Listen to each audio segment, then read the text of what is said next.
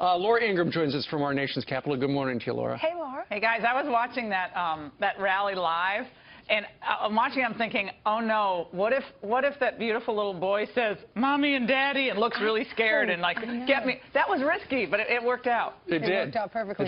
He's still getting big crowds. The momentum after Friday, it looked like everything was blowing up, but after the debate, I know the polls look bad. There is a double-digit deficit, according to the Wall Street Journal. Right. But after the debate, Laura, what do you think changes?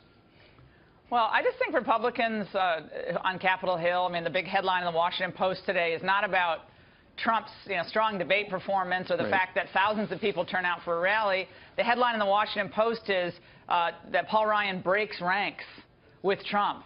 And after, I don't know, 2 years that we've heard Republicans complain that, oh, we need the executive branch to get anything done, and don't complain to us about the executive amnesty or funding Planned Parenthood. We need the executive branch. We need the executive branch. They finally have someone who is within still striking distance, and they decide a month before the election, you know, we're just not going to support them, and yet vote for us down ticket.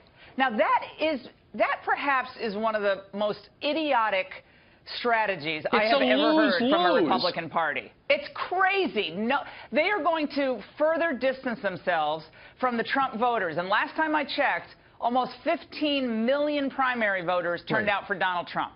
Why is it important? Million. What's your message then? Why is it important for voters to go to the polls? Because there are some voters that are watching that are disappointed with both candidates. So why is it important? Well, I understand that, but we live in reality. We don't live in a world where suddenly this angelic figure is going to float down from heaven and be the Republican nominee. We have Donald Trump, who's connected with the voters on the issues of globalization, immigration, health care reform, education policy, and tax policy, and rebuilding our military, which must be done.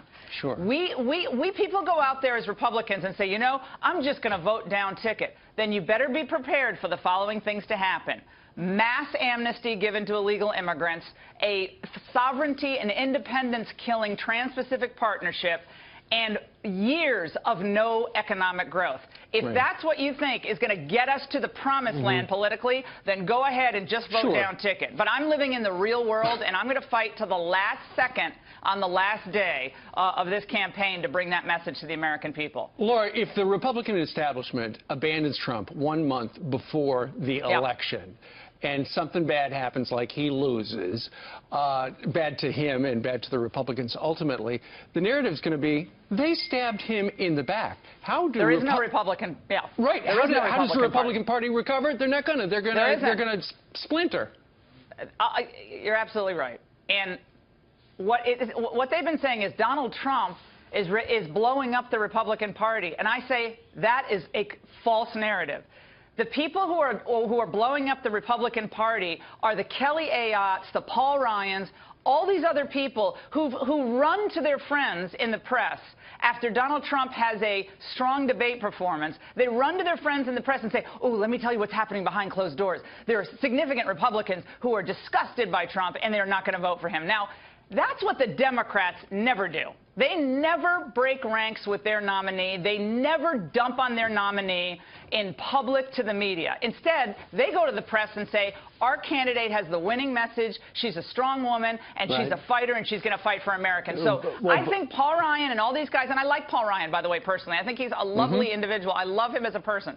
So this is not personal. This is political strategy. And this, if you want to just have theories about how Jack Kemp his policies are great and we need to go back to that's fine. Go to a think tank and write articles all day long. But if you're working in politics, politics is about winning. If you don't win, you cease to be a party that is relevant in America today. Here's the question this morning. We're reading through all the WikiLeaks emails, the latest ones that were released yesterday. Who is Hillary Clinton? She's out on the campaign trail saying we need to let all these Syrian refugees in, 65,000 of them. But when you read her emails from just 3 years ago, her conversations with Podesta and her conversations at these big banks, these transcripts have been released. She said just 3 years ago that we can't vet these Syrian refugees. But if you hear her now, she has a different message. But she says, how are we going to know if all these Syrian refugees that are leaving Syria, they're going into Jordan, how are the Jordanians going to really know if they're terrorists or not?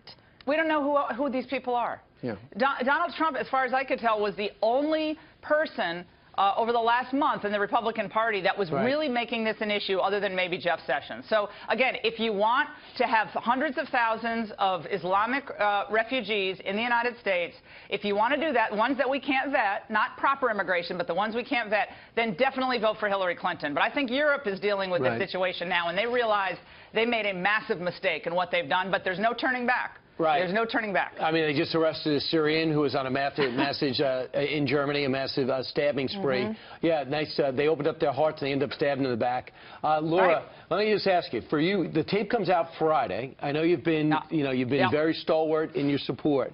What are your thoughts then? And what if another tape comes out and another tape comes out? Well, I know everything it's against, but what do you think? What does Laura Ingraham think? Well, I said on Saturday at the Bakersfield Business Conference in front of a crowd of, I guess it was 7,000 or 8,000 people, I said, I was appalled. I was appalled and disgusted.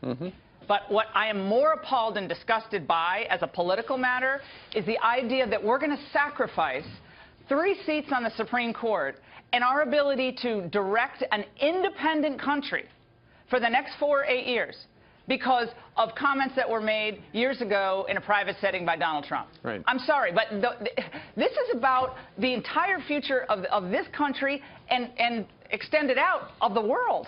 And now people are all on their high horse and saying, oh, well, I can't possibly do this. Then you might as well start doing the phone banking for Hillary Clinton, because every day that you're not helping preach the gospel of the true capitalism and a strong, independent America, you might as well be working for Hillary, because they do not break ranks. Hillary Clinton has basically lied to the public, lied to Congress on substantive national security matters regarding that private server. And not one Democrat has come out to criticize her. Not one. Now, why do you think that is? Because they love Hillary on that stuff? No, but they want to win because they're about power and the Republicans are about pontificating. Yeah. All right, Laura Ingraham, thanks for joining us. Thanks, guys. All right, she's going to go do her radio show and edit LifeSet. All right.